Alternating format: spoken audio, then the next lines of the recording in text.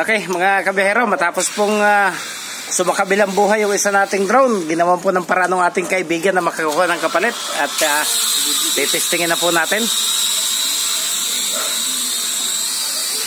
Oy, tumatambling. Ayan, tumatambling pa. Oy!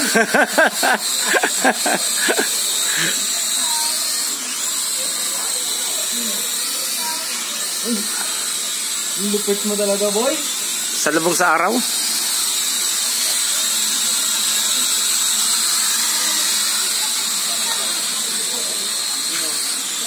Recording ba siya?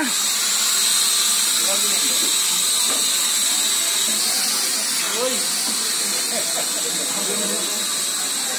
Ito nga mo yan dito.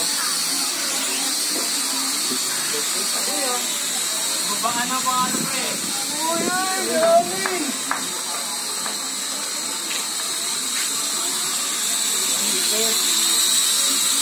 Parang palangalan. Siguro sa mataas eh. Tama taas yun ba? Pangalan mo. Oo, sumakal pa ng bubong ng puso. Dapat ito. Saan pa naman yung una?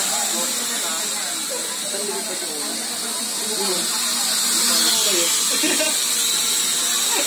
May kita mo sa avatar lang ha.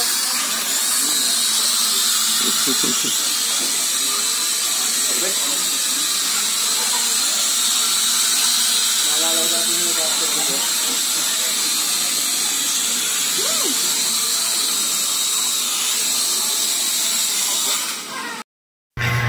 So ayun po yung performance niya sa kanyang flying. Pero ito pong napapanood po ninyo ngayon ay yung pagsasanay po natin na pumirmis po yung drone mismo habang kumukuha po ng kanyang video. Ito na po yung kuha ng camera mismo ng drone, mga kabiyahera. Pero dahil baguhan nga po tayo, hindi po natin ma-permis. Pagpasisyahan na po ninyo yung kuha ditong ating video. So tinesting ko lang po dahil bukas po ang biyahe ko po doon po sa Teresa, Rizal. Baka medyo kokonti po yung mga posibleng sabitan doon sa area na yon.